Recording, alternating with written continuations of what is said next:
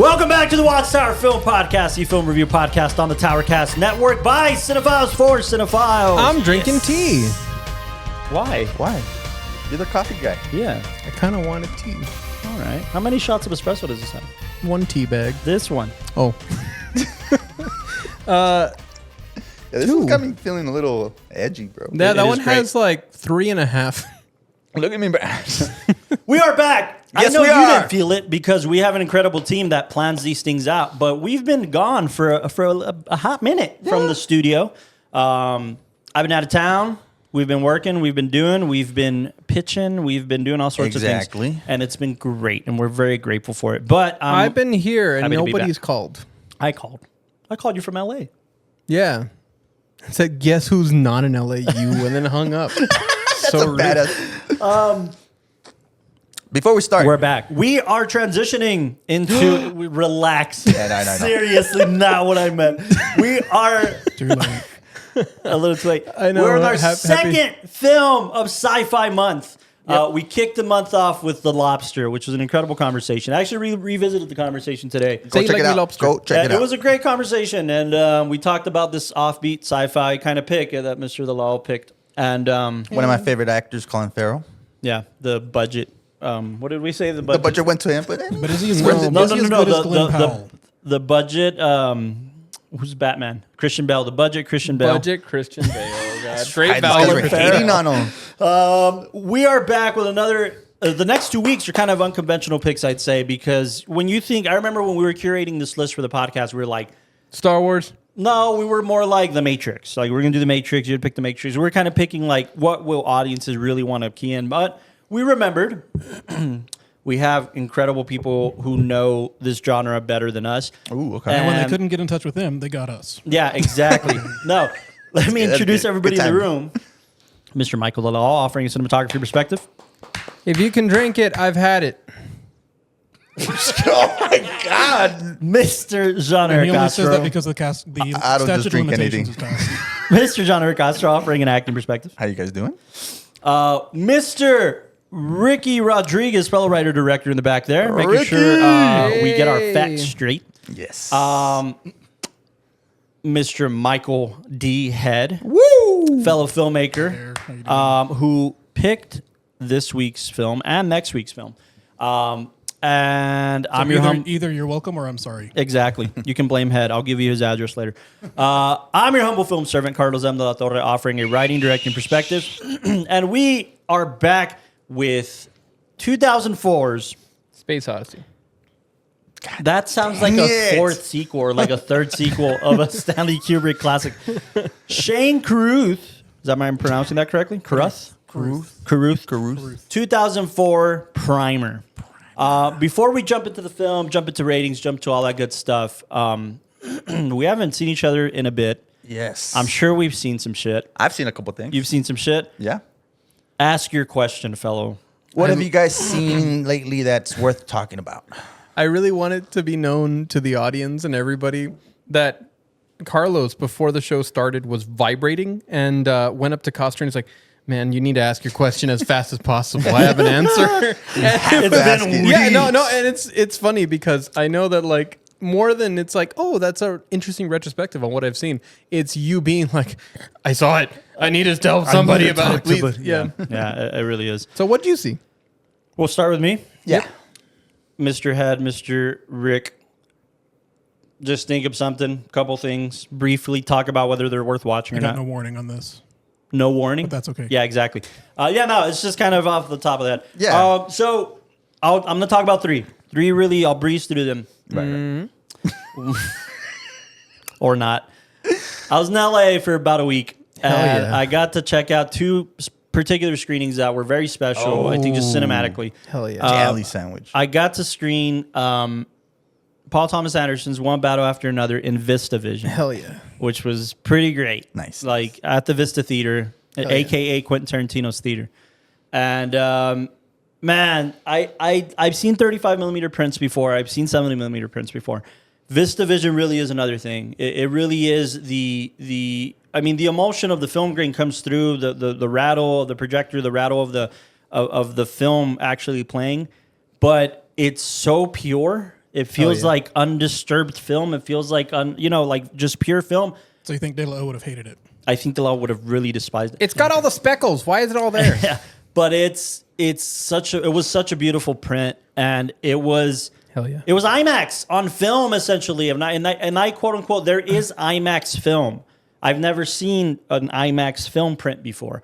I'm hoping that my first one is going to be the Odyssey, but VistaVision is widely known as poor man's IMAX, essentially poor man's 70 millimeter. Hell yeah. And it felt that way. The screen it was huge. First of all, I mean it's big, but it's a square screen essentially. It's two of these, right? It's two 35 millimeter kind of ratios, but it's a gorgeous way to watch a film. It's kind of grandiose, but it's not as like synthetic as IMAX, if that makes sense. Yeah. It just felt pure. I think in the world of sensors and digital production, we would call that like open gate, right?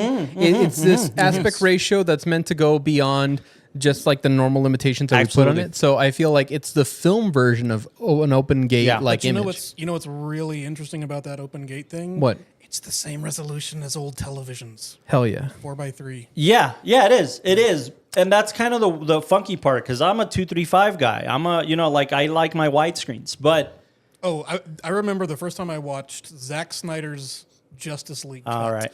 And after about 5 seconds, I stopped it and I Googled, "Is it supposed to look this way?" Because Yeah. it's that It's open 4:3? gate. It's Yeah. 4:3. I think I With the pillar saw. boxes on the side. Yeah, it was the Snyder cut in The black Snyder and cut, white. Yeah.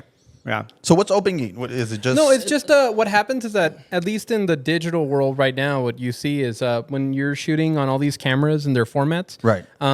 They'll usually say shoots in 4.6K and all that, and the normal resolution would be 4K or 16 by 9. So it's the corrected aspect ratio, Right. or like the normal one for like HD TV and all that. Right, Open right. gate just means it's using the entire sensor. So even Yeah. if it's an awkward shape, it's all the sensor. so you're meaning like so- you're taking away the black. Yeah, there's Yes, no the black bars. It's It's just full screen essentially. okay. But Well, the sensors are circular. That's the weird thing. And so what we're seeing, like every single is sensor the big is circular. It's the most. So you're seeing in all these images, you're seeing a cutout Yeah. of that. well, yes, Open gate is like the maximum Oh, I'm square so you down can Yeah. for fit that. in that I've always circle. wondered about that. but in other aspect ratios or in other types, you're seeing a rectangular, right? Right, You're not uh-huh. seeing the full frame. Kinda like the white Yeah. kind of- By the way, speaking of things looking good, I don't know if it matters to you, but these lights we usually don't have them on. hell yeah. All right. Well, your call. Wait, what do you mean we don't normally Those have one? guys, that switch is always off. Oh, the back? Yeah. No, it's because they needed some texture. Like we Oh, okay, usually okay. turn on the backlight, but I just turned it on to add more like kind of All right, environmental all right, cool. fill. The law always Totally has cool. a reason, bro. Absolutely. No, but yeah. So VistaVision is film celluloid's version of that. I'm sold. Hell yeah. VistaVision is essentially, and I talked about this before on the podcast. It's 35 millimeter film inverted, turned on its side, so that the sprockets, man's, yeah. So essentially, it's the fuller frame of a 35 millimeter, film grain. Instead film. of being 35 millimeters wide, it's 35 millimeters tall. Right, exactly. But you're seeing the image like this, right? And Right, it's right. and it's running horizontally in the projector, which is which is why they stopped using it. It's just complicated to show and to operate and shit like that, both on set literally- and in for projector. Literally, when they have the film mag on the thing, It's- you would have like the camera and then the film mag's like this. Like this. Well, then they have it, they have it sideways. So it's this Flat. weird. Whoa. Okay. Yeah. and I it's see it. rolling this way.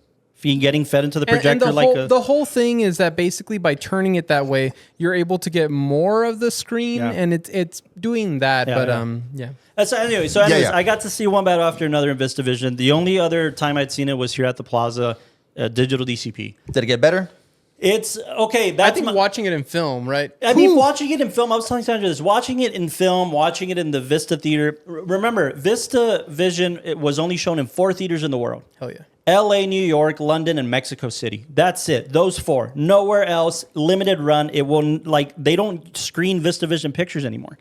So, That's unique. the experience is great. And I think I caught the second to last screening ever at the Vista Really? for this. So, Nice. I'm sure they'll bring it back, but it was pretty great. And at the Vista Theater, it's Tarantino's theater, and it's a mom and pop theater, but it's fucking gorgeous. The theater itself is restored and beautiful and gorgeous. The snack bar has Tarantino references all over it. in a case. They have all the props from one battle after another displayed in a case and shit. The 2 beers, the 2 small beers, Leo's glasses, all sorts of shit. So the experience. Oh, and attached to the theater is Pam's Coffee, as in Pam Grier from Jackie Brown. Yeah. So her at Tarantino's coffee shop, and when you get a cup, I think I brought the cup. Maybe I left it in the car. On the cup, it says Pam's Coffee, and on the back, it says A Cup by Quentin Tarantino. Wow. Yeah. So the Vista Theater is just like one of those iconic last standing like theaters that was saved by Tarantino. And so the experience was amazing. The film played the same. I have to admit, the film played the same. Yeah, because like no knock to one battle after another, but to me, it didn't feel like it had layers in the story being complex. Right. It maybe had layers in its reference to socio-economical concepts and all that. I think a lot about things like The Searchers. Yeah. Though The Searchers is an incredible film, very layered, you kind of get it the first screening. Yeah. Well, it's an experience. It's a roller coaster. It is. And that was the best way it was described by who was it? Flo that said that? Yeah.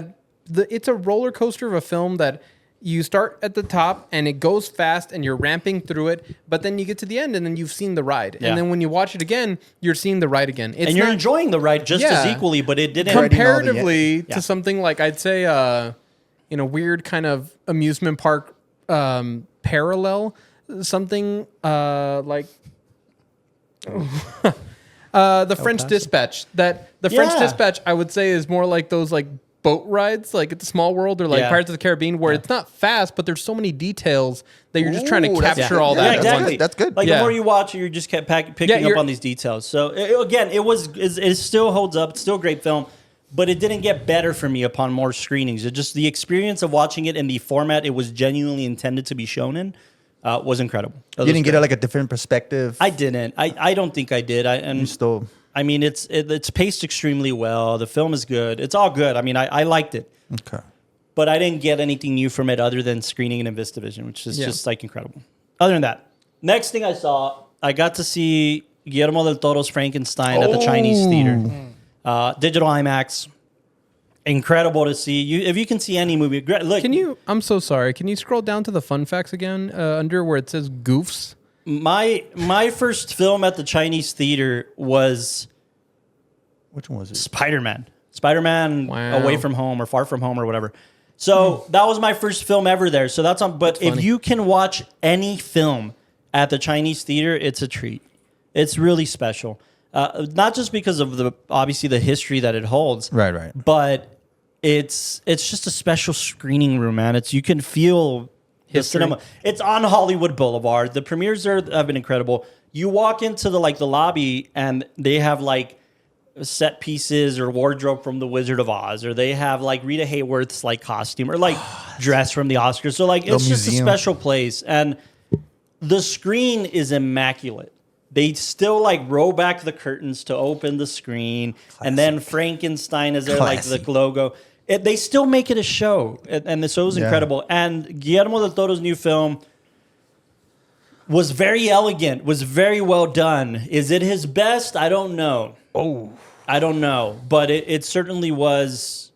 Performances were great. The set design was incredible. I think that's what I was asking you about after you told me you saw it, because I was super jealous. But you said maybe for costume and set design. That you think maybe it might have a chance. I just feel like he's super stylized as a director. Yeah. But like kind of like I said with Nightmare Alley, I didn't think it was going to get any awards or any love because stylistically it felt so similar to Shape of Water. Yeah. And I felt like Shape of Water was almost like his maximum, where Nightmare Alley was like it had the same style. It feels like Pan's Labyrinth kind of Pan's Labyrinth. Yeah. But granted, I'll say this. Personally, I saw more growth as a storyteller with Guillermo and Nightmare Alley.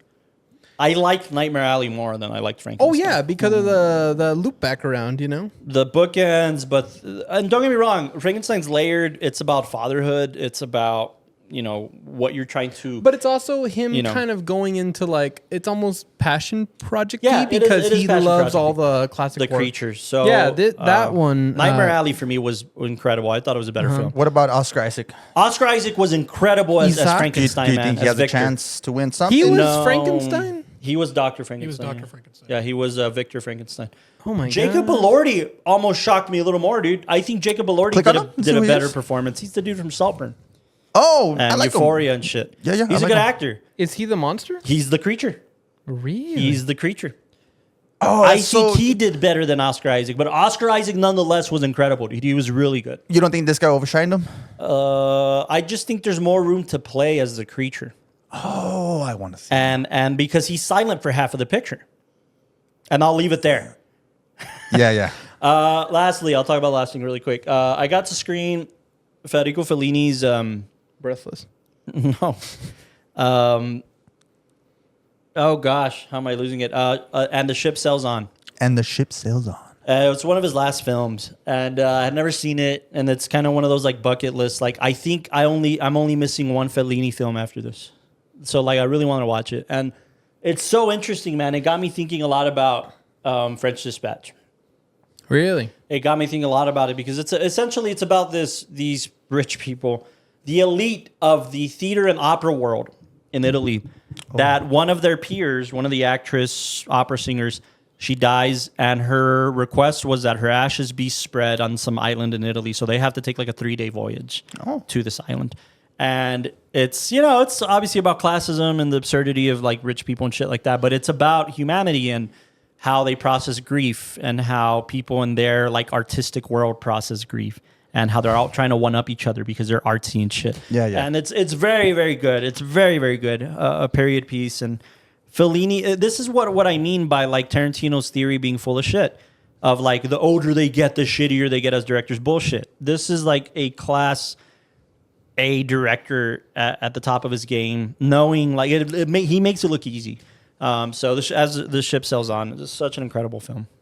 When is top 5, top 3, top 10? Top 10 for sure. But top 5, no. I mean, he's got 8.5, La Strada, I Vitioni. I mean, no, there's a better films for sure. Nights of Iberia. 8.5, I think, is still his best picture. Nights of Iberia is my personal favorite. But I Vitioni, La Strada, all these incredible films. So, yeah, give it a watch. It's a great Fellini film. Delo? What have you No, watched? he's not. He wrote one. He wrote one that they made recently. He's been dead since the 90s, I think. Did you watch another Demon Slayer? I watched Dick and Jane. I'm not Googling that. I'm not Googling that. Fun with Dick and Jane. That's a good film. Jim It is a Carrey. good film. It was on. I got to watch a little bit. Did you actually watch that? Yeah, It's really good, dude. He gets fired and it's funny. he needs to pay the bills. What's the wife, the actress? She comes out in Bad Boys. What's her name? I don't know her name. She's funny. Probably Lisa something. Because she's white. I she know has it's to with be an you L. named know what Lisa. I was I know. rewatching? Google Fun with Dick and Jane. No, you know what Or I was put Bad actually Boys. watching because I was just like kind of passively there, and I guess we'll just bow tie it. Leone? See, told you. With an L. With an L. Where the Wild Things Are. Oh, you love that film. Which was that one? Where the That Wild I Things Are. thought we. Spike Jones. Yeah, I thought we Jones, right. did it on the podcast, didn't we? Did we? Did we? No. I think an early episode. I don't remember. Because it's No, we have not. So the whole thing is, and we talked about it before. I swear we did, but I don't think we've done an episode on this. No, one. no, no. we have not done an episode think on so. this film. No. I'm pretty think so. sure. Like, I think I've always wanted to watch this one. Can No. you look at It's a YouTube? great children's book. It's supposed to be like a 17-page children's book, but he expanded into this like huge movie. No, we're good. We We did haven't watched watch- it. We haven't watched it. I think we've. No, there's no way. I don't remember anything of this. You don't remember I this? wanted to watch that one, but no. I think we've watched it a lot. I think you and I just watched it. Yeah, I think you guys probably just watched Oh it. my god! I don't care if Holding it's hands. for Christmas. We're watching this one. I love Spike Jones. It's just such a weird film because it's based off of this book, and in the book, it's this kid who's playing with all the monsters, and the monsters are basically these metaphors for like his own emotions, you know. Oh, Rick, you could just go into that playlist there below you. No, go back. Go back. I'm certain we haven't You've talked never and about then seen look this? through that list. No, our podcast. The He last wants to few. know if we did it. But yeah, keep going. But yeah, so their monsters are the metaphors for his emotions, and essentially at the very end, you know, he has to stop being a monster and be a kid, and like listen to your parents and all that kind of stuff. But it's just so weird. It's such a bizarre film, and the only reason I watched it the other day is because I saw a short that was, I think, also directed by Spike Jonze. Who? And it was about Spike this Jonze? dog. Is it Spike Jonze, right? Spike Jonze. It's this short film about a dog who is battling the essence of fear, and he doesn't know how to overcome fear. And every time he interacts with things, he's afraid. Frankenweenie? No. And the way that the film ends is that he has to fight a lion for some reason and basically dies because it's a lion and he's a dog. But that's the dog short dies? film. Yes, but and then the dog's a puppet. It's a weird film, but it was on the special features for Where the Wild Things Are. And I remember watching it and it being the weirdest thing. And then I remember watching Where the Wild Things Are. And it's just this odd film that as a children's film, every part of it is hard to process. But I remember it being like, oh, it's just a wacky kids film. And then I watched it when I got older and I was like, there's so much here. Spike Jonze always delivers. Yeah, man. He's such a really good director. stylistically super unique, but also, you know, as an adult watching a child processing certain emotions, it makes you also realize the emotions that we all are still processing. Like when you deal When with you're an anger, adult. how do you deal with anger in a constructive, healthy adult way? Later on, we learned that like, oh, you have to use certain words, but you still process it the same way. You're still angry. You're still upset, and you almost want to punch things or push things away. And it's like, no, I have to learn how to harness this energy and correctly use it. Or like the ideas of feeling left out or feeling misunderstood. It's just I like to revisit it every now and then. Well, if we haven't seen it, well, I'm sure we'll cover it on the my podcast. You guys don't believe me? Uh, I've did never you- seen it. Did you guys watch anything interesting? Worth noting? Some recent movies. I wouldn't say just very, very recent, but Sinners. I really enjoyed Sinners was great. Sinners. Damn, we never watched it for the And podcast. Weapons. I really enjoyed Weapons. Weapons. was We've been hearing very, good very things. different. Did you like the ending? I like that type of film, but I just did not like the ending. I just feel like they didn't know where to go with it. It was a nice spoiler, I guess. No, it is To going to be a me, spoiler. it was a nice moment of comeuppance. I don't know if I necessarily like the way it ended. Yeah, it feels like It's very. If I had to describe it, I would almost say we're getting into an era of kind of postmodern horror, where a lot of horror in the past has been very much good versus evil, and now we're kind of not doing that anymore. Like he defeats the evil by doing the same thing the evil was doing, Sure. and in the end, okay. they said, like, spoiler alert, even some of the kids eventually started talking again or something. It's like that's a very downer ending. It's almost Fight fire with it's fire. almost if you like Japanese horror, it's very dark. Japanese horror rarely has a good ending. A happy It's always I like very that. much like, and everybody dies. the end. Kind of Go to sleep, Shakespearean kids. almost, yeah. As a tragedy. Yeah. All right. Ricky? Fair. K-pop Demon Hunters. You watch K-pop Demon We've Hunters? talked about I that did. fucking film too much on this Yeah, podcast, no, okay? no, no, The skip Lao you. went on So and anyway, on I and have on. a 7-year-old. I've seen it. It's amazing. Yes, I cried. I've wait, heard good things like about it. Yes, man. we Did you definitely heard- actually? Yeah, I teared up, dude. It was great. I loved it. Did you like unlock your feminine energy? What did you? No, they're fighting evil, dude. It's amazing. It's that, and also like rebranding the Through evil the women. power Did of you guys just K-pop. become best friends? And the guy freaking kills himself. This is Ricky, like tell them self-sacrifice, what your Halloween costume was. Oh man, Was he roomy? I was Derpy. Derpy's a cat, the blue cat. Oh, I love the cat. Wait, The I cat's know. amazing. Yeah, the one that just like always likes tipping over tipping things. o- yeah. That was amazing. We're still my friends, wife right? wanted me to carry around a little You have any idea what's going on? No, I just. I've actually never seen it. If you haven't watched it, it's really good. It actually is a really good movie. It's what? Okay, 2 minutes. Fine, 2 I minutes. believe you guys. I trust But you. the music will get in your head. I've had Okay, been thinking 2 about the minutes. music for like 3 weeks now. 2 minutes. I would just say that like, as far as a This coming film, from a guy who said Wicked was good. as far as like a movie that Now we encapsulates can't be a friends culture, I think it's really That's a good interesting. way to put it. Like now I that- want to see it. Yeah, because like if you What is don't it, understand Korean? K-pop? it's Korean. Korean, but Korean, right? specifically the K-pop culture, if you understand nothing about it, watching that movie will just it takes you in that world. That's it. That's good, that's So good. what are we talking about today? It's Hold on, not hold on. K-pop Demon He's Hunter. got one. Me, I just started watching. Obviously, it's a TV show. I started watching Dark. And it's kind of like never this seen it. time travel. I do want to see that. It's a German show. It takes place in a town. I've and heard about it. I haven't seen it. The only thing that I hate about myself because I couldn't watch it in German. I was gonna say, is Castro watching something with No, subtitles like, at I- home? I understand, like- subs or dubs. No. I tried it in German. I couldn't, and then I tried it again. English with English titles. I know because it throws me off with the. No, you know what? I But feel it- like sometimes it made me wanna especially- watch it. No, especially like this, like when they're very stylized and everything. That's kind of why I remember when I showed you guys like anime films. I said get the dub version just so you can Yeah. appreciate the visuals and you understand it. Yeah. Like I know people say like, oh, but the inflection's wrong and oh the way that they say things like Because I know, like with think- Parasite and all those. Yes, for sure. It's I just could be wrong, but German is just so hard. we watched Perfect Blue and no, we watched it dubbed. we watched the dub. I Oh, just, okay. I don't think there's been a Ghibli film that I've watched subbed. They've all been dubbed, and I've enjoyed them thoroughly. But also Ghibli is one of the ones that I know. Whenever they dub films, they like cast for it. And They cast, like, they do a high-end lot actors. 'cause They I go all out. Remember? What do you when mean? we What do you watched, mean? Like they get Christian Bale to be the lead of a dubbed fucking film. like Genuinely, Christian Bale was the lead in Howl's Moving Castle. Yeah. I lived in Dallas, which is going to come back when we talk about Primer. Right. I used to drive past the Funimation studios like almost every day because it was on my commute. Yeah. And they have like 5 different voice actors for all their stuff. I'm underestimating, and I don't want to. I don't want to. No, no, like, but we I know don't what want to you're saying. minimize that because it is. No, no. It is a very hard thing to do voiceover work like that. Yeah. And the guys work really hard on that. They but did there's really not well on very Dark. many Can of you them. look up the voice actor list for Boy and the Heron. Boy and the Heron? Because that Yeah, kind of it's shows Robert Pattinson. It's fucking William Dafoe. It's like yeah, like Wow. like or dubbed like for those Yeah, yeah, ones that yeah. go all out. But I mean, How like did I not know that? yeah, normally for a lot of series, like I don't think they do no, that much. No, they don't. They don't. What was Heard that? that? But anyway, for Dark, it's got I'm 3 leaving. seasons and they're all perfect. Each one gets You finished better. it? Yes. Well, I'm like Got 3 hooked. episodes off.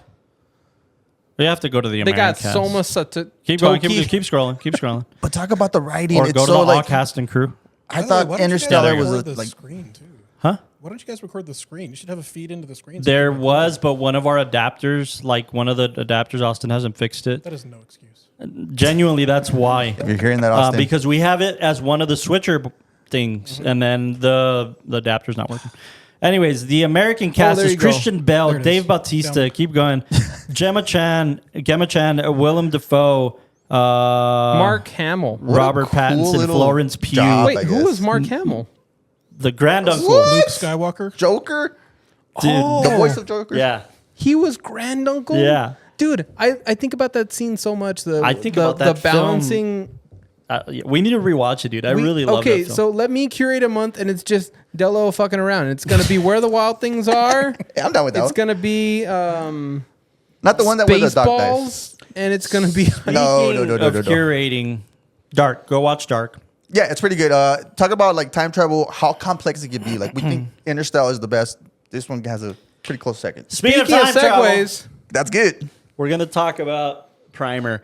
This was interesting. Primer! We're going to be talking about Primer here.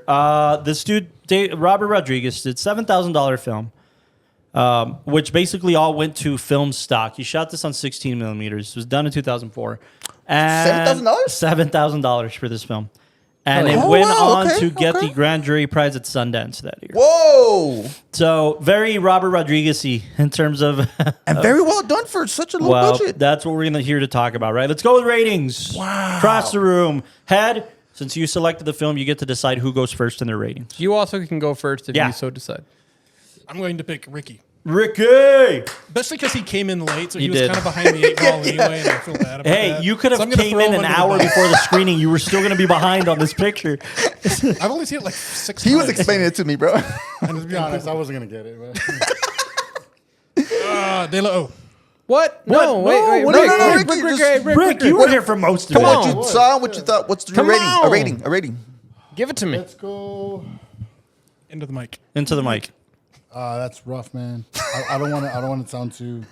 No. Hey, honest, be be honest. honest. Yeah, This is it's the okay, be honest. Somewhere podcast. This is a between a safe place. 7.5 and an 8. All And right. The reason why it drops is because there's obviously it's time travel, so don't know, it loses you. But the stuff that you do hit, it hits very well. Yeah? Nice. The whole rats in the attic. And, You caught that. Yeah, and just all these little twists and turns. It's very subtle. I thought the acting was great. Somewhere between 7.5 and an 8. If I would have gotten it, if I was smarter, it would have been higher. By the way, I just got two things. If I would've went to college. You say the acting's incredible. These are non-actors. They've never acted before this film. Yeah, It Most of works. them, It most works of them. for this type of. Second, Ricky told Head as soon as we finished this film, he said, "Your tastes in film, Head, always make me think I should be smarter," or something to that You are effect. smart, Ricky. You are smart. So, do you want to go clockwise or counterclockwise? De low. The low. It's already on the camera. No. I am the one known as me. Raise your right hand. You got the right hand. Promise you'll speak the truth and nothing but the truth. Gross $500,000. Jeez. I know. Damn. That's some profit right there. That's investing in the stock market after knowing. That's going Sundance does what? Yeah. You know it's kind of bad when I was It did thinking get about it. distribution in a limited run because it got like this cult following. Which it still has. Yeah. It's 7. not very much. A 7? Seven. Flat 7. 7 on the nose. Yeah. For each $1,000 put into the film. That's good. If they put another 1,000, it would have gone higher. That's really good. Yeah. Do you want me to give a brief or do you want to Sure. keep going? That's up to you. Okay. Baby doll. Here's my brief. Brief it out. Your boxer brief. Just brief on So us. I just I think again, high concept sci-fi films are excellent because like what the genre does so well is that by adding in these technical terms and again this fictional future where things are adjusted a little way so we can get technology to where it needs to be, that this happens. At a certain point, it reflects an element of like human society, human culture, like if there's aliens. And I You mean love if. you sound like my father. But I really like the reflection aspect of this, specifically in the point where they start asking like the wife, like, "Oh man, if we had all this money and all that, what would be the first thing you do?" And it shows that even if this technology existed, there's these same questions of like, well, what would you go buy? And like, what's right and what's wrong? And they go from being purely scientists to then being just people that have this toy that they don't fully understand and wondering, what are you supposed to do with it? And So why on the lower end? Why do you play on the lower end? Why do you play on the shallow end? Oh man, I just feel like there were elements in the filmmaking that you could say, oh well, they cut off certain points so that way there's a mystery to it. And I saw a lot of intentionality with the cinematography. I really, really did. I'll point that out later on when we talk about it. And I saw intentionality with like where they started the dialogues in the edits and where they ended. And but I do feel like it just suffers from the fact that if it had a little bit more support and maybe a little bit more experience from like the director, I think they could have just gotten more out of it. Like you got to give them credit where it's due. Yeah, credit where credit's due. What I mean is the director's a first-time director, first-time writer, first-time producer, Yeah, first-time everything. He also did the music. Yeah, First time everything. And do you know what his profession was before he did this? Engineer. He was an engineer, Yeah. which is very interesting. We'll come back to that in a few. Yeah. Carlos, correct? What's the I hate when you say it. Why? It's a joke. So It's a ha-ha. haha, funny like haha. Funny like I'm a clown. I am using.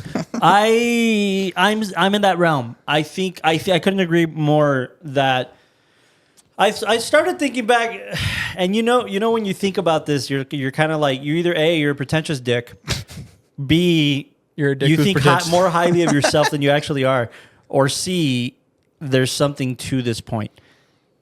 I'm at a 7.2. I give it a little more credit because I like time travel films that they're not on the nose. And the only one I could ever really reference before this film was Time with About Time. It's this rom-com essentially by Richard Curtis that I really love. Mel Gibson, is he in that one? Am I No, thinking of that? it's Domhnall. Is it Domhnall Gleeson? It's Okay, that guy I'm thinking of from something Star Wars, the redhead. oh wow. And Rachel McAdams. But it's an incredible rom-com. It's a British rom-com, and I think it's really well done. And Oh yeah, I've seen it. And I really like it, but essentially the time travel in that film is it's linear. It's not linear. It's of lineage. So the men in this particular family can time travel. Yeah. The men. And what they do is in order to time travel, you go into a closet, a dark room, a closet, a cupboard. You clench your hands into fists. You close your eyes and then you're there. That's it. There's no box. There's no scientific bullshit. There's no nothing. There's no DeLorean. It's just, it simplifies it that way. It doesn't get lost in the science, which I think is where Prime kind of goes into. But, and not that it gets lost. It just gets super technical. The dude's an engineer. He knows what he's talking about. But About Time simplifies it so that we can focus on the point and the story and what it's trying to say. So I like when films do that. And I like that that Primer simplified it, though technically the technical terms were like hard to follow. It's you get into a box and you sit there for a few hours and then you're in the past.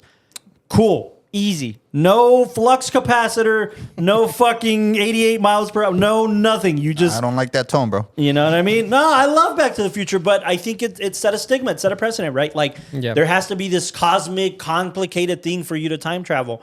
And when it simplifies it to like, no, it's science and you can go into a box. And Which one was Ted and with Keanu Reeves? It was a phone booth. A phone booth. A phone booth, yeah. But that's what I mean, right? no, It has to be Bill and this... Ted's Excellent Adventure. Bill and Ted's Excellent Adventure. love that one. So I love when a film can just simplify it. Despite how complicated the science may be, it didn't make you feel that stupid.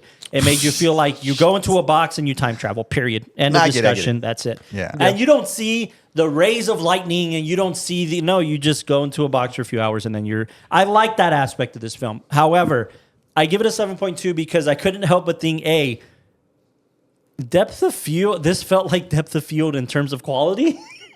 Like we did depth of field with like $1,200 and it looks kind of similar. And we didn't shoot on film. We just like, you know what I mean? We weren't experienced filmmakers. So I was like, I don't know. Is it that indie feel that existed in the early mid 2000s? Yeah. Or the other answer, which I think is interesting, I think 04 was that like Sundance Baby period where they were shooting on DV. And this director edited the film. He edited on DV. And it took him longer because of it. He had to edit on his computer. So he converted the 16 millimeter film into DV so that he could process it into his computer to edit the picture. So I think it just felt like that early 2000 Sundance feel. Yeah. But the last thing I'll say is like I couldn't help but think, man, if they remade this and put Matt and Ben in the lead, and they did a thing like they give it more resources. I could see it. Because the constant feeling I had with this film was the same feeling I had with Memento. I was like, what the fuck is going on for most of it? Right. And it's technical, logical stuff, but it felt like Nolan. Like You if know what Nolan I was got? at the helm with Matt Damon in the lead, you know what I'm saying? Like This- I'd I agree. be You know like, what's- this shit could be A extremely funny parallel is that I felt like this is a serious Clerks. Like Yeah. I felt like it was Yeah. two buddies exploring a concept together, and it's really interesting the way the film paces itself, where it's just their conversations. All you really get out of this, like again, it's not the lights and the flashing, even No. the way that the machine looks. It's it just looks PVC like, pipe and wires. yeah, It's shit. exactly. Yeah. But it's their conversations of like what needs to happen. You know what I think is interesting is the last thing I'll make before I pass it over, Brett.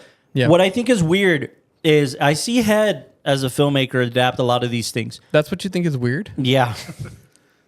I think about like the machine itself, Yeah. PVC pipe and wires and cloth. Well, in indie film, that's like, oh, that's doable, and that's all I need to tell the story. What helped Primer was 16 millimeter film, uglying it up a bit. Pretty 6K, 8K cameras capture your PVC pipe and wire, and it looks like shit. Oh, I see what you're saying. Genuinely, I think that's an That's- indie thing that indie filmmakers today are like, no, we'll just like limit our resources and what Oh. Rodriguez said. But your camera is capturing gorgeous images of shit. I think there's Yeah, more that makes sense. to it than that, but we'll talk about that in a Yeah. You know what I also think, real quick? I'm sorry, I'm interrupting. Please, your score, Castro, my friend. Well, apart from everything they've said that I agree with, because they said a lot. For it being a 2004 film from a first-time film director, I'll give it an 8. And one of the things that really stood out to me is The budget. no. Besides the budget, Or lack thereof. no, the relationship between the two guys. Right, it goes from curiosity It's interesting. to almost, I guess you could say, competitive to. Gay exploration. We've all been there. Were they both inside one of those boxes? I mean, I don't know. Yeah, you and know? then it just turns to like that human aspect of, do you trust yourself and the other guy? You know, this is How I- much I- could you ever trust anybody? I you like know? I like Exactly. the idea of like this director Shane Carruth. He cast himself in the lead because, according to him, he couldn't find anybody to play the role. no, and I could see It's that. interesting, because the but way it's- he probably yeah. the way he wanted to tell it, right? Right. That's But- very interesting. But It was an engineer telling an engineer story. So he Right. wanted to have somebody, and that gets into. I'm not stepping on Cass. No, Go you're ahead, good. You're go good. no, you're 7. No, I mean, yeah, eight. yeah, strong 8. Just because if it's 2004, what he was able to accomplish with what impressive, he yeah, had. for Yeah, sure. I mean, You walked away from this saying like, this is my kind of film. yeah, I mean, this is definitely my type of film. Like time travel, what could happen, what things could change, or the butterfly effect, the whole. That was one thing I wanted to say. I think that's Oh, what's we- interesting to me is it felt funky because the butterfly effect aspects were interesting, and like all of the human, I'm gonna go back to get the dude's shotgun. I'm gonna prevent Exactly. this. All of that was Wanted to be the cool hero. and grounded, but it got lost. I felt like it got lost. I think I got lost in the budget. I really do. Maybe No, you know what? I think I think it got lost in the cutting, but no, because at first they're exploring like how do we benefit this for ourselves? Like how do we take this Curiosity. technology and improve it and get it to a place where we could benefit. Like the first thing is like, oh, I figured out that we could just go into the stock market and figure out a few days when Right. something's going to rise think and we've drop. all had that I conversation. love What that would they we didn't do? like exemplify that. Yeah. They didn't, But then later on, it turns into that concept of like, we can't do a lot of good and we've already changed things, but maybe we can do one good thing. And the one good thing was the hey, hero. that night where something was going to go wrong. Was that one of the conversations he wanted to play the hero, and then I just didn't. that get was when one they of were in the porch. one of the conversations was like who's gonna punch his boss Oh, in the okay. face. They didn't want to be the hero, right? He did, but like his it seems like a crisis of character too. It seemed like his wife or girlfriend and the best friend or whatever were both like, yeah, you hate that job and fuck that. But that's what I mean by it gets lost. We knew none of this. Okay. We knew none of why he wanted to punch his boss in the face. They talk yeah, I about just- it in voiceover at the beginning, Oh, but it's thin. It's Okay. very- yeah. But what was it? The logo? Go for it. Oh no, I feel like it's again where sci-fi is adding parallels because if the concept is too high and too out there, you can't relate with it. If they become these crime-fighting space time travelers, yeah. you can't connect and find the human element. But if they're guys who are just going into their own history and their own past and asking the real question of like, what could you change if you knew you can go back and make one thing better, knowing it would change everything else in your life? Or what would you go and like try to do so you could be better off in the future? That question, like that's always a super interesting one. And I feel like that those elements are really interesting in the film. They are. They never The concept linger. is incredible. They never linger on it too long, but They don't that's overstay their welcome. That's also I feel like as a filmmaker, you would learn how to balance that out. There's Like, there's that principle of arrive late, leave early. You know, we Yes. talked about that. This film arrives late, leaves early. Like arrives 5 minutes before the party's over, and we're like, "Who are you? And what happened?" Yeah, Like, no, it's- and I it's- mean the pacing very much of this film is always that you need to catch up. Yeah. And I think in you trying to catch up and being kind of like It intrigues disoriented, you. it intrigues you and Yeah. it brings you in and you're working so hard to get 100%. there that then when it slows down just enough so you can understand, that's when I think it has these little like almost like fireworks or explosions where you're like, "Oh, it's a time machine." Like that's crazy or like, "Oh, like, Rats. there's like, I even said because we paused the movie and you were like, "What the hell? What's going on?" And I was putting like, that out "There's there. two Before of they them. It explain everything. He cloned did that them." right And then before it's they like, explain everything. yeah, but it's like, "Oh, but it cloned them." And then like later on it's like, "No, that's just them at a different period in doubles. time." And they explore that. So that's always cool. And I mean, a film Yeah, will always make you feel good when you feel like you're the one who discovered it. That's why whodunits are so popular because the whole idea of, it's not a clever crime or anything. but, Speaking of whodunits, Head, Who dance? you're gonna give your rating, and I want to know Ryan Johnson. Can you prime us for that? Ryan Johnson, as in, Can you slap some Looper primer Ryan on it? Johnson, as in Knives Out Ryan Johnson. Oh, Deem this the best time travel movie ever. Yep. hold on. Does he give an explanation? He just thinks He it's the does. best one. He hasn't seen just Interstellar. lo- My God. he just loves this film so much and deems it the best time travel film ever. Wow. I Head, can kind of see why. any rebuttal and or support to that, and what's And your your rating? I mean, the fascination of not really understanding. I think that's why. I mean, it's cool, but at what cost? You yeah. arrive at the end of the film feeling like, Like, great. Now No, his best I friend's get it. French. no, but go for it. My rating, I picked this because of the production behind it. Okay, And what that that's means to totally us as kind fair. of low budget filmmakers. In terms of a movie in itself, 7.5, 8. Okay. I like it. I enjoy it. It's not one I usually sit down and say, I'm just going to watch this again right now. Oh, wow. But Carlos, it seems like you've actually done more research on this than I have. What's fascinating to me is it came about because Shane Carruth, and I don't think the guy that played Abe, I don't think he's an engineer. I think it was just Shane Carruth. no, he's just like a Just an dude actor. who he thought would be good at this. Like The blonde guy? Yeah. Shane Carruth was an engineer and said he didn't like how engineers in films talked. So he wanted to write a movie that sounded like engineers talking, and I think. From my knowledge, he did that, and that's did, why he a did. lot of the beginning. He might have especially overdone it as in the goes first way act. over In the your first head. act, Yeah. it's like the way at the beginning you're sitting there like, what the heck are they talking about? And Well, that kind of makes sense. I wonder 'Cause how I he mean, feels. I wonder how he feels about something like Interstellar that had technical advisors of the highest caliber. Funny thing about no. that, go for it. I said no. Okay. There is an entire scientific hotline for filmmakers. It is free. Oh, wow. You call them, you say, hey, I'm exploring biology. I need a specialist. They're like, oh, here, we can hook you up with someone. Call this guy. Wow, that's It's very like, cool. I I didn't need know to look that. it up. It's really cool. That's cool. But here's the thing that I like about it is kind of something you've already touched on. He just wanted to make a movie. So he said, how much do I need? I got $7,000. Most of that went into the film and developing it. So they did a lot of rehearsals. They had very few takes. Yeah, he did one take. So especially because of the cost of film. It's 16 millimeter Robert film. Rodriguez By style. the hell way, yeah. the hotline is 1-844 need Sci. NEED dash And thank you, Ricky, Let me jot that CI. down Thank real you, quick. Rick, for being incredible at Googling everything. But you can call them apparently, and they'll Yeah. advise you on your films And for I free. forgot when they got made, but I remember it was in rebuttal. Like in the to- Mafia? Yeah. But I remember it was in rebuttal to the fact that a lot of films, like especially like sci-fi films, they'd be like, oh, well, the reason the monster exists is because of flux gravity. Hey, dude, my And first then- feature was about fucking a blind society.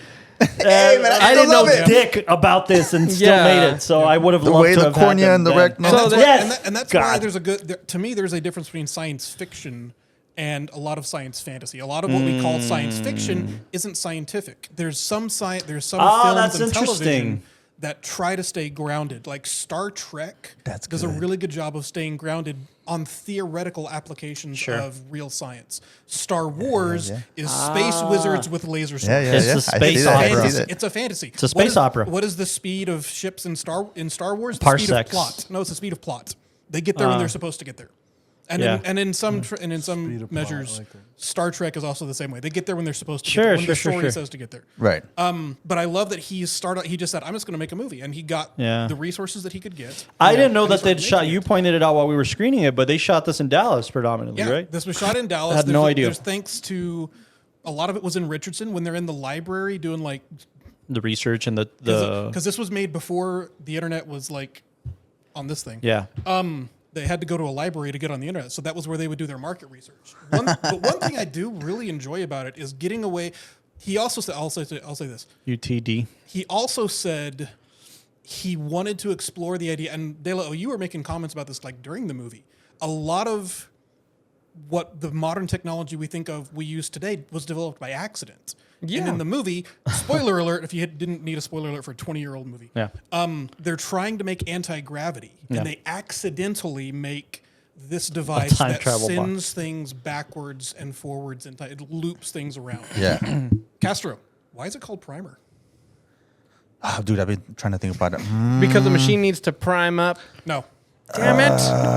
Well, I'm trying to see the effort. practical use of primer. Oh, I thought you were trying to is make the sound of the machine. Primers first. I just think of primer as Okay. paint the one before. Nope. Do you remember when he had the earphones in? They Yeah. touch on this towards the end of the movie. Yeah. That was the guy you see, the Aaron you see for most of the film with the earbud in, is the second version of Aaron. That's Yeah. the one that went all the way back to the beginning. Oh, okay. He recorded the day. And so he was actually listening to the recording of the day playing so he would know what was about to happen. It was a primer for what was about to happen. Primer.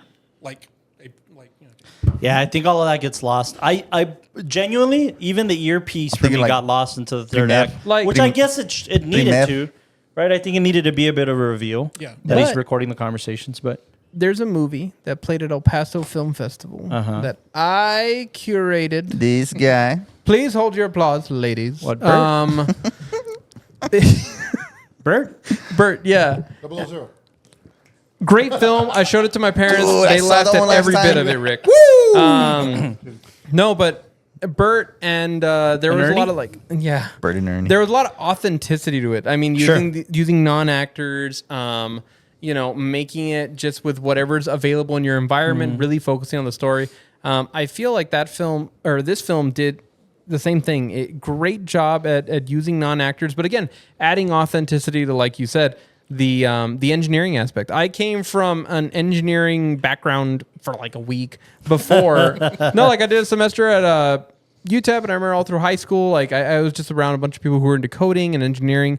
And it's really cool because listening to them at the beginning of the film, it's the same kind of like talks and it's almost the same as like us when we're in pre-production for a film, but instead of talking about like equipment needs and all that, it's saying, go and try out this equation. Let's see if it works. Let's change up the math on this. Oh no, these components are going to overheat. Like let's change this out, change that out. Yeah. And I loved the fact that I think what really gets you hooked on the film is that it feels so genuine for the longest time. And then when things happen that you're like, you could maybe peel back the curtain. Again, the PVC. The one trick I was thinking of that to me added so much to the film is when they do that wide shot, when they're in the garage and they're showing off this machine and they put a box over it and it's a practical effect, but it because of the film and the way they're doing this run and gun style where it almost feels documentary-esque. Yep. The whole table's shaking. They're like, I don't know what's going on here.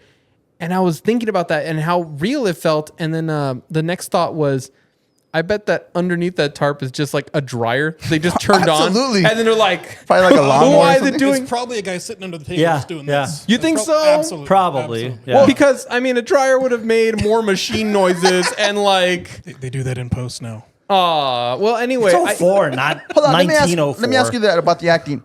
Do you think it would work more like if it was more theatrical, more of a like That's the thing. Like for the beginning, it worked fine, but I think later on in the acting, then it became not comical. I do not think that this film dipped into comical at all. But I do feel like it had to rely on the leaving early aspect of the cut and the quickly rushing through a moment. Remember, so that way, like making a film and screening a film for somebody, making a film is a magic trick. You get out of the fucking room before they discover your secret. Yeah, no, and I felt that with the acting. I felt like it was trying to like get past a certain moment before it was like, oh, it looks too much like they're acting. Like No, that's why I think it kind of works because you can feel like it's natural, right? It's not like it's like two engineers talking over each other, almost mumbling. Yeah, what was the second like lead? kind of going through an idea. Yeah. Bouncing ideas off each other. What's the second lead's name? There was It felt good, Bert and Ernie. I think Yeah, and I it think worked. because they were doing all the mundane aspects. They were tossing around a football. They were throwing around like they were just bullshitting. Yeah. But they were talking smartly. It's I think it's that Billy Wilder aspect. They were treating the audience with respect. Yes. And they were treating the audience as intelligent. They weren't talking down to them, which is Yeah. what a lot of movies do. Yeah. And I've been thinking about this a lot this week, is the whole like, when somebody on screen says, as you know, this is da-da-da. It's like, well, if you know that, why are you telling it to me? Yeah. And that's just I- basically kind of disrespecting Yeah. the I find it audience. hard to believe that they're not actors because it was just so natural the way they would Argo. bounce off each other. It's Yeah, just- he was an Argo, the He dude. was? The, Really? Yeah, if briefly. It's Which small guy, part. That guy. I knew I saw him somewhere. I thought he carried the story well because Yeah, he was good. The expressions he gave, and I know you talk a lot about the subtleties in Just the that. delivery alone too. I was like, that's natural. I loved how natural it was, but then also like Not he overacted. goes from being very in control in certain situations, like, yeah, so this is what you do. You just get in the box and you do this, to later on he's like, well, wait, who are you going to tell? Like, I'm not going to be mad. And like, well, what do you mean? Yeah. And it's this weird anxiety thing that I felt that throughout, but I think he really carried that. Like he he was kind of like the reckless I one, think- right? The other one was like a little bit more. I think what helped performance-wise with these two. was the movie. I'm trying to figure out why it worked. Why I think it worked. I think it because it didn't. I think it is the leaving early thing. I think it didn't pinpoint who these guys were as characters. What do you mean? Like I couldn't define who was the good guy, who was the bad guy, who was the and not like a traditional heavy or good and in the sense that like one of them was always trying to convince the other to do something, right? And both of them were guilty of it. Both of them were guilty on like, hey, you got to do this, dude. You got to be the one to do it. Like you got supporting them. I kind of disagree with that because I kind of think Abe. I hate that they both have A names. That annoys me. And they're biblical. Abe is the blonde guy. Yeah. He was the guy that was trying to be the voice of reason. No, we no, can't no. do this. We can't interact. We have to set these Up until the parameters. point that he wanted to The tell his blonde guy wife. or the other guy? Blonde Yeah. guy. No, I thought the blonde guy was the reckless guy. No, he was That's the guy what I that was mean. like, They were like- setting He's rules. reckless They in were- the fact that the No. technology, like when it got started, he was the one that's like, I wouldn't go turn on the thing I since wanna- 5 I want PM. to take it further. Yeah. Like he reminded me of like in The Fly when he's like, oh, I just figured out how to do it, and now I can do it for myself. I can do it for you. The blonde guy. Yeah, but then Yeah. later on, the other guy becomes reckless. That once he survives, He it, got then he's greedy. Like, yeah, then he's like, wait a minute, but can I bring my wife into this? And like, can I bring my like My stepfather? father-in-law. I disagree. I've seen this too many times. Sorry. Not the Aaron is the black-haired guy. Yeah, He's Shane Aaron was- Carruth. He's the guy that says, I want to go punch the guy and then stop myself from doing it. Oh, damn. And Abe is the guy that says, don't even try, don't even think about it. We're not going to do that. That's wrong. He's the guy that's trying to figure out how to prevent that paradox. Wait, can you explain to me what he's That's towards the talking end. I guess about? they What changed. was I that? thought Because so. pull up that graphic that I I thought they were playing jump rope with that line. Both of these guys wanted something different out of life, and that's not even thoroughly explored. Yeah, but yeah. they both were kind of trying to help each other get to a point of like what they wanted to use this technology for. no, I but think- that whole sentiment of when he says once he said it, he couldn't unsay it, and Yeah. because it was out there, now it had to be a conversation. So he talked about saying, "Oh man, I would love to go and punch my boss." Mm-hmm. And then the other guy was asking him like, "Well, how would you do it?" Now, but then what's the stopping himself aspect? Is he saying that there's a way that he would punch the boss and then go into a time when he didn't punch him, or they would have to. What Rick? Yeah, I just think wanted to I think that experience was. the feeling, that's it. I think it was mentioned too. Yeah. Think about the kid waking him up with the car alarm.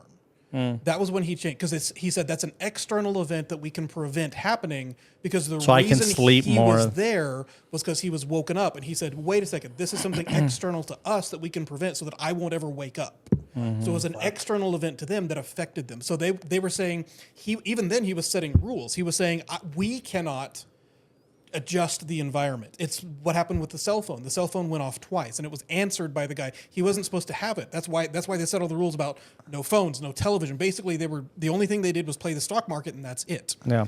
It was when Aaron decided how big can we go with this? How much can we change this? That they started to think about how can they actually affect all these things.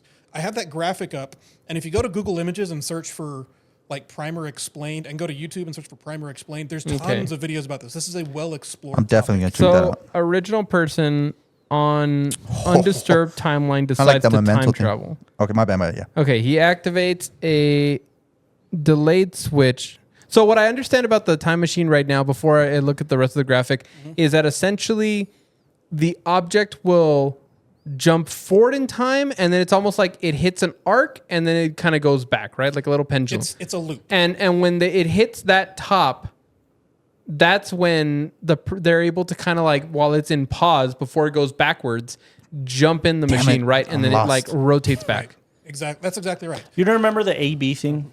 Yeah, where yeah. you enter, where you exit. The but then loop. it keeps going like it passes the B and then goes back to the No, A. no, but they talk imagine about, the- they talk got about it. the top of it. Do you remember those rides at carnivals, like the boats that you would sit on that would like the little pendulum? Imagine this. fair ride thing, Imagine if there was two buildings and you're on the boat, right? Mm-hmm. And what happens is that, let's say, if you got on this first building, let's call this first building the present, and let's call the second building the future. Got it. The machine acts as The past. No, it's the past. okay, fine. Yeah. No. I The thought past. so. The the first present building, is the boat. No, but I'm saying the past What color is is the boat? no. The past is the first. Do we We have gotta a figure funnel that out. cake? We Is have the past the first building? No. It's the present and the past. Yeah, present. They don't travel to the future, dude. In the They present, just travel back to the present. Oh, okay. So they're Well, only no. going back into the past. 6 Yeah. hours It ahead. Okay, only perfect. goes- Which is the okay. future. Okay, so no, building. No, no, hear me out. no, I think no, I got it. I think I got it. No, I know what you're saying. This My There bad. is why there's there's- videos explaining this. How you gonna wake up dead? You can't go to bed alive and wake up dead. So there's the past building and then there's the present building, right? So they get on the little boat. In the From the present. past? No, In they the get on the present. boat. No, From- change it to over there. Hey, wild idea. Just read the fucking graphic. It's already but made. I'm saying that it's a pendulum. So like if they just stayed in the thing longer, they would just get back to the same moment in time. But what they do is that they get off when it's at this part of the pendulum, and then they like can choose when they want to jump back in or jump. And they around. do They talk do- about they do that it through- with through the little timing. egg thing. Yeah. That the egg thing was building up Secreting the protein, fungus, the, yeah. the fungus basically. And they said that takes too long to do it. So the egg was sitting there just basically looping constantly through time. Mm-hmm. They said something needs to be intelligent to get off in the past. That makes That's okay. the loop. So they turn on the machine in the morning. They go hide in a motel for 6 hours. So they won't interact with each other. They yeah. won't because that's their day. So there's somebody. They turn on the machine. The machine's empty. They go to the motel and they're there in the motel for 6 hours. Okay. At the end of that 6 hours, they go back and they get into the machine. Okay. The machine then takes them backwards that 6 hours. So technically, Okay. there's somebody in the machine. The reason they have a timer to stop to stop it starting up is because they don't want to be there when the other person gets out. When That they makes so get much out. sense. I get it. So they go basically back in real time. It's another 6 hours in the machine backwards. To be able to. Then they get out. And so while there is that one person in the motel room, Exactly. the person that was in the machine is existing at the same time. Yeah. And then that person that was in the motel room ceases to exist when they get back in the machine. And the other person keeps going forward. So the reason they ended up with doubles is because they had that fail-safe box. And you have to upstairs. explain. Abe set up, when he first realized what it was, There was he a made a fail-safe box and one. he turned it on. He said, this is if everything goes wrong. Then you could just reset and go back to. And that was what the second Checkpoint, a that was what checkpoint, the too. second Aaron did. He took a box into that box to make another failsafe. It is really confusing, and that's why there's a lot of things going on here. No, but I get it. And so they do end up creating duplicates of themselves, and that's where the rats in the attic thing. The Ah, phrase you time lied to machine me. is never stated in the movie. The time machine is always simply referred to as the box. Yeah. Now, do we have cotton candy in the boat? Is what I want to know. Like, do we? Are we? It's not Disneyland, man. yeah. Get your head out of the mouse. Okay, but if you went and you did the cotton candy, have you seen that video of the raccoon with cotton candy and he puts it in the Oh, that's water? the saddest thing, bro. He's like, Yeah, whoa, man. whoa, where'd it go? Where'd it go? I think that's what happened. With time? Yeah. That's how they got lost in time? Yeah. But look, it's a high concept, very interesting, this very is why we're intriguing. here talking about it. It's worth the now, conversation. Now, Head, read the graphic like I'm a child. I can't read Explain it into to me your like I'm chest. 6. Original person on undisturbed timeline decides to time travel. He activates a delayed switch and leaves the area to avoid encountering his double. Okay. The machine starts and the double exits. That's that like 8:50 time they were talking. And they go to the hotel. The double goes to the Yeah. hotel. No, the No. original goes to the hotel. The original goes to the hotel. Yeah. Okay. Until the evening. In the evening, the original gets into the box. While he's in the box, he goes backwards and gets out. He becomes the double. Right.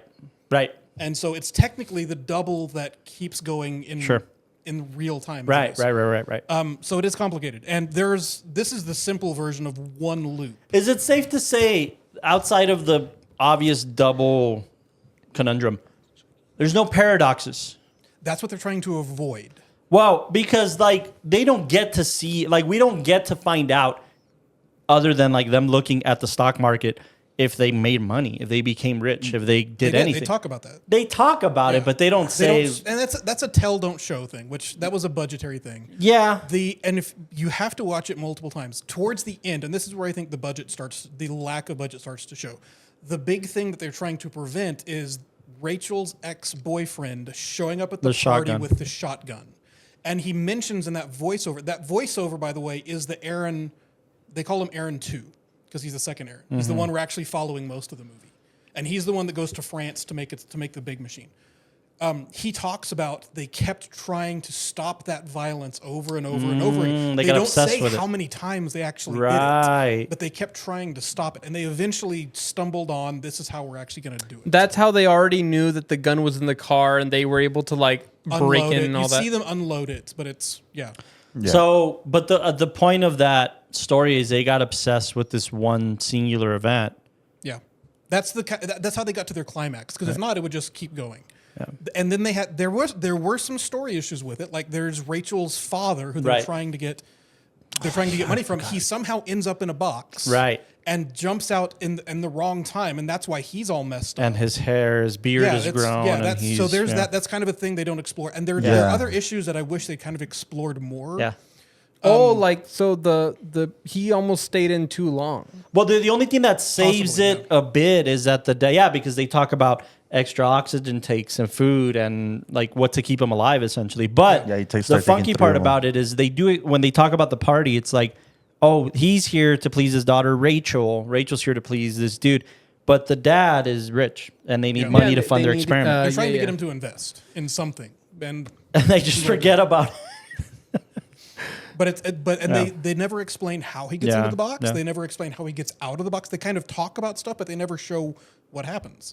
They So- did say that there are no deleted scenes. In I this believe that. film. They needed all of them. Maybe. It felt, I was gonna say in the filmmaking strategy, it felt very shoot for edit, right? Like, When they're running with that small a budget in the film, you have to. You got yeah, to. because You got to. even when they change up angles and all that kind of stuff, it was one of those things where I felt like they didn't shoot the entire scene with like this angle. They probably shot like, again, part of it just to change it up a little bit. That's why they also don't use a lot of like over the shoulder shots. Over the shoulder shots, even though people get annoyed because they feel like, oh, it's repetitive and it's very basic, it serves the need of helping your It's audience. coverage.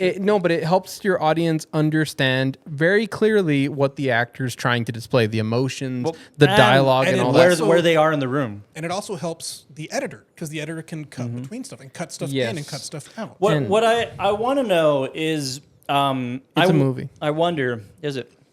I wonder. Listen, Shane Carruth didn't go on to do virtually anything. That was my next question. He won Sundance, did okay in the sale of this film, did okay in box office, What? cult And then following, still? but he's not doing anything. Why? He made a follow-up movie called He did Ghost Story? Upstream Color. No, not that one. He made a movie called Upstream Color. Michael, you'll like this as a camera geek. He shot Upstream Color on a hacked Lumix GH2, No way. which, if you're not a camera geek, that doesn't really mean much. 2013, 2012, when they shot this, most DSLRs, which were good for making movies, they topped out at like 35 megabits. They hacked it, and you could get up to 100 megabits, which these days, I mean, the cameras we're shooting on, that's nothing. That's absolutely nothing. But in 2013, it was a big deal. Yeah, and also his kinda like, follow-up film was 9 years later. No. Oh, I guess it was, yeah. Wow. 2004 to 2013, yeah. That's I mean, because again, he's an engineer. He was probably just trying to explore something. It doesn't seem like there was any desire to continue hey, to be a then why did filmmaker. it show Ghost Story? It said Maybe he's like a additional editorial crew. department. oh, Oh, okay. So So he was an editor, Yeah, he had helped. Oh, so you probably. He was in the editorial department. That doesn't mean he was an editor. assistant editor. He could Yeah, have been yeah, something. I But that's the funky part about it. And like again, this film did get, at least in the indie world, some recognition. So did the DP, anybody go on? Because the actors, he DP'd this as well. No, it did say somebody else camera opted. He's holding the camera. It said somebody else was camera. You know, camera op's not the I DP. thought somebody else Go to, DP'd this. go to all cast. 6'7", 6'7". Selfie mode is this. Oh my god. I guess what I'm wondering is like Troy Dick. Yeah, there was another DP. That's impressive, man. Uncredited. Did he do anything? Nothing. Out of Why? sight. Okay. Castro, have you ever been so indie that they're like, oh damn, do you want to get an AC? I got it. I'm down. That's where the Snorri cam was born. Yeah, I know. No, it's just funky to me Just strap it to me, bro. again, a film I of got this some high duct tape. concept, and it may have just been. It's like I guess the only thing I can equate it to is like if a theoretical physicist, like fucking Sheldon from Big Bang Theory, was like, I'm gonna make a film to explore and experiment, and that's it. Never make I'm another with you on film that. again. That, Like, that I is don't kind know. of weird. Yeah. He made another movie. Wow, It he didn't- did. it 9 didn't- years it was- later. I did try to watch it. It was weird. If he thought Yeah? this one was weird, that one was very weird. But that's good. I okay, mean, you, was you it- tried something different. So From the sounds of it, you didn't finish it. I didn't finish it. Okay. Not because I got interrupted and I never felt the need to go back. Well, that's a bad side. That's a bad- I just think it's interesting. And he doesn't have anything on IMDb since 2018. Yeah. So he's doing something. I'm sure he's probably engineering. Wait, the but he's girlfriend still alive, experience. right? The girlfriend experience was Soderbergh's thing, isn't it? Matthew McConaughey. Steven Soderbergh's show with the porn star. Oh wow, no, never mind. I don't know about that. Yeah, I don't know. Yeah, I don't. Isn't I it don't Soderbergh's watch thing? that I don't stuff because I'm. I only know because of Entourage, but Good Chris Soderbergh did a film with Sasha Grey called The Girlfriend Experience. Really? That was a Sasha movie. Grey? This is a series. It's not And the he was same a thing. no, I guess Oh, okay. and it says he was a composer on it. Oh, I see. Oh, that's right, because he also makes music. He makes- Fucking weird, man. Fucking weird. I got two words for you. I got two words for you about Yo, that. I gotta get on respect the camera. I got dude. two words for you. Then John Carpenter. Yes, but he Yes. kept making films. That's true. Yeah. He made many And that's- films. Respect I the gotta- dude, man. You- Come on. You were nice enough to Castro let me bump the Matrix for this Right. because there's, I mean, what? No, it's a great conversation No, piece. yeah, it's I'm a terrific, like, glad you like showed it to on us. the- exploration of sci-fi. on the that- cinema pantheon. This is on the coffee table for sure. This is on the coffee table in the lobby of the Pantheon. With a couple Yeah, of coffee right. Like, stains. it's like you're about to go into somewhere, and it's like, oh, I gotta wait. Hey, Sir, is that please wait here. primer? Is that primer? I got an hour to wait. But one of the reasons I picked this and the one for next week, Yeah. is because they actually have very similar origins, but it's what happened after that is a big difference. What do you mean? You'll have to wait for next week. Okay. But it's Interesting. not. It's not Can I correlated ask- with this one, right? It's Can I have a question? I have a Question it up. poem? A poem. I have a poem. Okay. you do poems, dude. I want to hear one of your Write it poems. down. I'll stick it on the Is it a fridge later. haiku? Austin would have appreciated it. That was It's from the haiku. kindergarten teacher. I know. But did you get that? Go.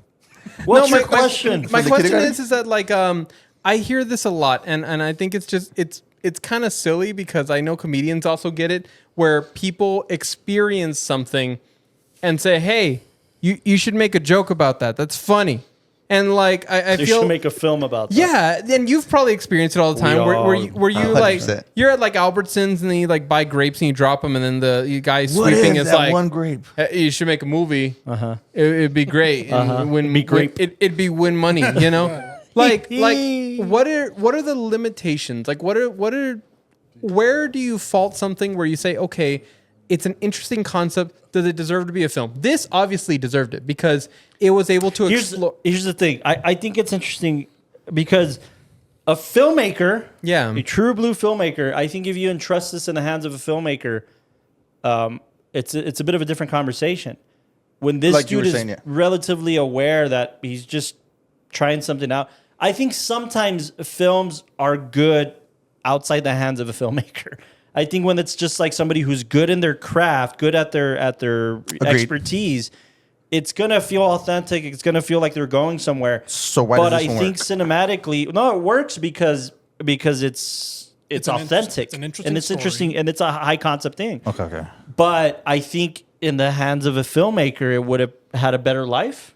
would have a bigger life. Yeah. Do you feel But like is that fair to say? Yeah, I guess. in it the is. hands of a filmmaker, is anything on the table when it comes to film, or are there concepts where No, it's like because think about it, dude. Some of our favorite filmmakers take high concepts from somewhere else and turn them into cinema, and that's the whole point. That's Yeah. why I Some think if somebody filmmakers- like Nolan was at the helm of something like this, oh man, especially after seeing something like what was it, Memento, right? Well, Memento, I kinda felt reminds me of exactly how I felt with this film. Have you seen his first feature? It follows or whatever. Following. I haven't seen it. Following. Following. Yeah. It's very interesting. Shot on film, black and white, because they didn't have the budget for lights. Right. So they spend a lot of time putting characters just up against a window because that's the only light they had. Right. Which Come is on, again, Delo. That's which is fucking again awesome. an issue of using what you have at a low budget to No, tell no, an it is. interesting But story. again, it's a high concept thing. My point is somebody like Nolan, especially in the sci-fi space, will take a concept like Primer and turn it into cinema. I think this dude, this is his name, the director? Christopher Carruth? Nolan. No, Carruth. Screw. Who's that Shane filmmaker? Christopher Nolan. Christopher, I've yes. heard about him. No, but the Carruth guy, I don't think he ever cared to be a filmmaker. I think he was just exploring something in his head. Because I feel like things like this are like they're fun thought experiments. Yes. And again, that's where I feel like in the thought experiment, one of the answers of many answers is that you turn it into a film and you find the human aspect of things. Yes. Very similar like the trolley situation. And you look at that and think, oh, okay, that it's interesting. It causes a conversation on like what's right and what's wrong. At what length would you not pull the lever? But then for somebody to say like, oh, okay, that's going to be a great movie. And it's like, well, no, the thought experiment won't make a good movie. Yeah. But the person who has to hold the handle will. And I feel like, again, that's where this is in Primer that sits. it's in that weird middle of like the thought's cool, but it's not a movie. It's the people that are operating the switch. And And I do think that if Shane Carruth would have continued to make more films, he would have developed a very interesting, unique, singular voice. yeah, experimental, but in science fiction. But in which science would- fiction, but- or Are they not getting even better? just so Maybe much just- experimental. Yeah, yeah, I think it would- the conversational aspects of his film is very interesting. So, the like you s- dialogue was real. Yeah, Yeah, it was But real. what would a and- director do? Like if they handed this project over to you, what is the first thing you're going to do? Is you're going to go seek out people who know about this. Yeah. You're going to seek out the Shane Carruth engineers to Right. authenticate. I think anything's on the table. It's how you do it. Yeah. It's that magic balance that we're all looking for. Yeah. You can't just be a filmmaker and you can't just be an engineer. Right. You got to follow that movie. But that's I why, feel like, like good, in the Rick, that's hands of a good, that's good. filmmaker, they're gonna understand. I know dick about this, so I'm gonna find the experts. But cinematically, I'm going to helm the vision. 100%. But there's some things that he was able to capture Yeah. that we wouldn't have as filmmakers Right. because we're just not in that Exactly. world. And I do think I've seen enough, and I'm sure you've seen enough. Professional filmmakers make bad movies. Absolutely. That I think they would have taken. I'm going to compare this to Rocky. I think a lot of if Shane Carruth had taken this script to Paramount and they said we're gonna buy it. What do Yeah. you think the first thing they would have done with the script is? Yeah, Rewrite it. Yeah. The entire thing. make it more universal. Make Yeah, it more. take away that Yeah. engineering. Make it more As, theatrical. and as Castro says, Make it more- as Castro likes to say on this podcast, I think filmmakers who make great filmmakers, skilled filmmakers who make terrible pictures, it gets lost in the sauce. It gets lost in their obsession of the subject rather than the cinematic approach that they're trying to take to. Spielberg has made some really bad movies. Okay. Not very many, but a couple. Yeah. Castro, if you had to play either of these roles as an actor, what do you feel like you need from the director, from the writer to help you perform these roles well? Because it's not like these roles are too fictional. They're real guys going through a fictional situation, science fiction. But what do you need to draw from? I think just having the obsession of that one goal. They're trying to figure out what to do with this thing that they just created, and they can make millions of it. So I Find think the compulsion in it. try to. Like pretend you were Abe, right? And you're talking to the guy who had to play Aaron. What kind of advice would you give him, a non-actor, to help you both get the best out of that scene, that performance? I mean, they did pretty good, but no. I mean, like I said, just have you ever been so passionate about something that You lose sleep over it. You're exactly constantly- you're just that's your end goal and that's it. Let me. because these characters felt very emotionless, Yeah. and I think that's kind of like Yeah, they're reflects- technical dudes, right? Yeah, they're just trying to kind get of like through the pro- engineers. They've been through school so many times that it's just like they don't have I the brainwave or the hard drive to. Yeah, I have what a I'm saying? follow-up question. They don't have the social cues. I have a follow-up Yeah, question, that's but good. I kept asking myself for the married dudes in the room. I kept asking myself, like, what the fuck are these guys out all the time? Are they not married and go home and shit? Like, but because they're technical dudes trying Exactly. to obsess They- about a project. Which go is, home at engineers night. have to be like that. They go home at night. At Yeah, night, but we they very only- rarely There's see no, that. yeah, there's. Well, they don't see it, but because you're not. It's kind of like But when do you see him in Star Wars stop to go to the bathroom? It's not No, important to the but story. in this Yeah, but- case, like, we see the wife enough to get to know her character. No, but I think the issue is that like they're skipping work to Yeah. go and do this whole thing. So like at least for the time They're period not even- being, they're not even skipping work. Right. They're right. taking a day. The person A is going into the motel room, getting into the machine and going back. Person B goes to work and has a normal day. Mm-hmm. So that's the weird. That's the weird kind of mind free day. bending. but Not- they not a normal Hold on. don't communicate that with each other. They just somehow know. They have a plan and they work the plan. Well, yeah, because person A knows, has the memories It's the same of person B. It's still Yeah. the same person. I just meant like the wife becomes a character who A has a voice, has an opinion about what she would do with the money. That's just B- also maybe a challenge of like them being young filmmakers that they don't really develop the voice of like these external Right. characters. And then she keeps calling. Yeah. That's you know what I mean? Anyways, my My bad. follow-up question was more, would you put yourself in the position if you felt strongly about a project like this, Exactly. Okay. where you'd A, play the lead, play kind of the crucial lead, direct, produce, edit. I mean, like, this is what Shane Carruth did. But what do you mean? You're asking me if I would play, do all of it? Yeah. Absolutely. I mean, that's a big challenge. Yeah, absolutely. Yeah. Yeah. You wouldn't? Well, it's because you're not. I don't know that. When do you- I when would do you never stop service yourself? a film by acting in it. I guess kind of looking into people like Bradley Cooper and all that. When do you Right. stop yourself at you're going to suffer somewhere else by taking on too many hats? Since I haven't really done, and I'm not really known as, a filmmaker, I think I'll take the challenge. If it's It's a an hit or miss, exploration, right? Yeah, it's me trying it. I for love sure. that. Say you sells like a me, lobster. lobster. And I would say But that's a good question. I've- Yeah, that's a good question. I've seen some interviews with the guys that are directors, actors. Yeah. And they got advice from other directors, actors that were like, don't be afraid to look at yourself. Don't be afraid to get another performance out of yourself. You don't. And then- You direct. You have directed and acted. Yeah. Head. And the same film? Like a bit part. I think Like also. I hitchcocked myself where I was like in the background. Oh, okay, No, nice, there nice. was- what about that one about you mugging somebody? in Yeah, a he didn't car? direct that. He directed that. You directed that? A stoplight ago. Oh, no, yeah, but he's talking about the one where I'm the robber. No. I'm No. talking. You were a robber? Where I'm in the car and I shoot myself. Yes. No. Spoiler alert. Yes. A stoplight Oh, ago. no, yeah, Stop I couldn't be the actor because it was Yeah, for a he class. directed that. I directed it. You directed that? Yeah. I didn't know that. No, I think you're thinking about the one where he directed. Where he's the robber in the store. He's Yeah. moonlighting the. Oh, that was Night Shift. that was That was night night shift. shift. Night Shift. You robbed? Yeah, I was the guy that This comes was back before- into the store. this was 'cause he's before Really? your time at Tower 20 stuff, This man. was Yeah, I before know, your but time that's at great. Tower. That was you? Yeah, he had a hoodie. He had a hoodie on. Oh, that he was me was much too. younger. That was the you too, but that was. that was person B Yeah, who yeah. went into the How long box. do you ever refer to your? You ever You're right. refer to your old work as that was B me? That wasn't Amy. Like that was. Primer, ladies and gentlemen, go Definitely watch go Primer. watch it. Go check it out. Yeah. It's worth it if you can find it. And Get- subscribe It's not- right it now. wasn't- okay, it's Like, on Prime. You can rent it Hey, on Prime. Carlos, is this gonna work? Like if you get primed and then like watch the Oh, movie, they're gonna. daddy, yo.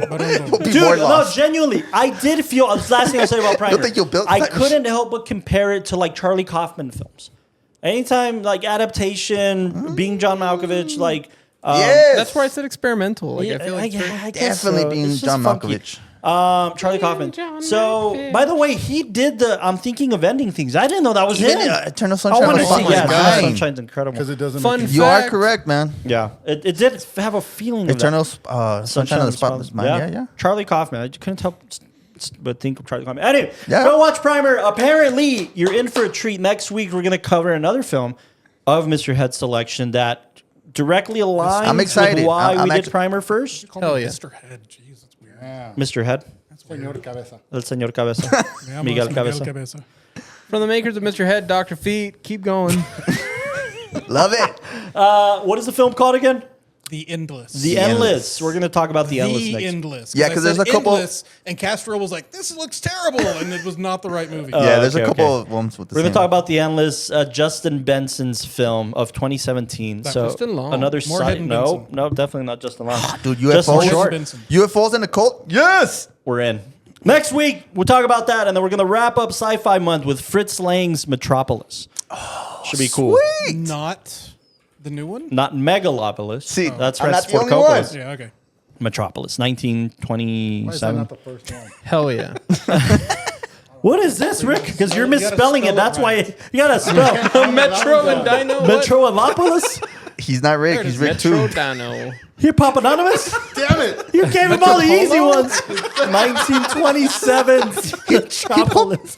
So it's right. This is a silent picture by all intents and purposes, but it says right when talkies are coming out. So it's such an interesting time. Hell yeah. Cinematically, Fritz Lang, incredible filmmaker. Fun fact.